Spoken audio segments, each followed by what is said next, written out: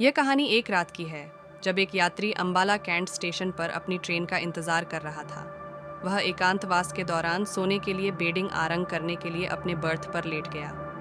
धीरे धीरे उसकी आंखें भारी हो गईं और वह सो गया। जैसे ही उसने अपनी आंखें खोलीं, उसने देखा कि उसकी ट्रेन रुकी हुई है। घड़ी देखते हुए उसने देखा कि रात के 3 बज चुके हैं। उसने ट्रेन के बाहर की ओर देखा और वहाँ कुछ भी नहीं था। वह उसकी समझ में नहीं आया कि ट्रेन क्यों रुकी है। उसने अंबाला कैंट स्टेशन के इंफॉर्मेशन काउंटर की ओर बढ़ा, लेकिन वहाँ कोई भी नहीं था। उसने महसूस किया कि स्टेशन बिल्कुल सुनसान है। एक अजीब सी बात थी कि स्टेशन पर कोई अनाजने आवाज़ आ रही थी, जैसे कोई बच्चे की रोना। ये सुनकर वह थोड़ी चौंक गया, क्योंकि रात के इस समय किसी अनाजने आवाज़ की वजह से डरावना माहौल बन जाता है। वह फिर से अपने बर्थ पर लौटा और कोशिश की कि सोने की कोशिश करे, लेकिन उसने दोबारा वही आवाज़ सुनी। इस बार उसने दरवाजे की ओर देखा और देखा कि वहाँ कोई था नहीं, लेकिन आवाज़ बार बार आ रही थी। धीरे धीरे उसका डर बढ़ने लगा और उसने दिल से भगवान से प्रार्थना की कि यह सब कुछ खत्म हो जाए। तभी एक और अजीब घटना हुई जब उसने अपने सामने के बर्थ में एक छोटी सी बालिका को देखा। बच्ची अपने मुंह को अपनी छोटी सी हाथों से ढक रही थी और रो रही थी। यह दृश्य उसको बिल्कुल भी समझ में नहीं आया।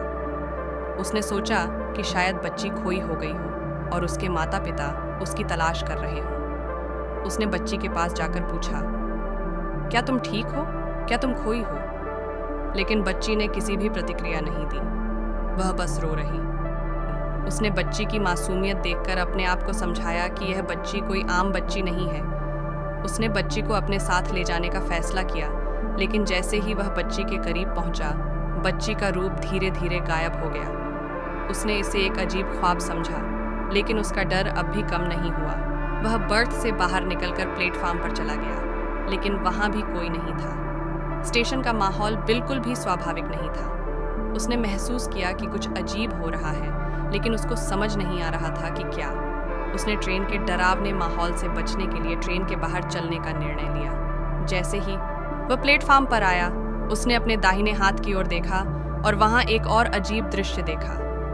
वहाँ एक पुरानी और डरावनी लोहे की गेट खुली हुई थी, जो कि स्वयं में अपने आप खुल जाने का कोई कारण नहीं था। उसने लोहे की गेट की ओर देखा और उसमें से आवाज़ आने लगी। धीरे धीरे गेट के पास जाते हुए उसने अपने आश्चर्य की सीमा को पार किया। जैसे ही उसने गेट के अंदर देखा, वहाँ कुछ नहीं था, लेकिन उसने एक लोहे के पट्टे पर लिखे हुए कुछ शब्द पढ़े। यहाँ बस्ती है उसकी, जो इस गेट के पीछे छिपी है।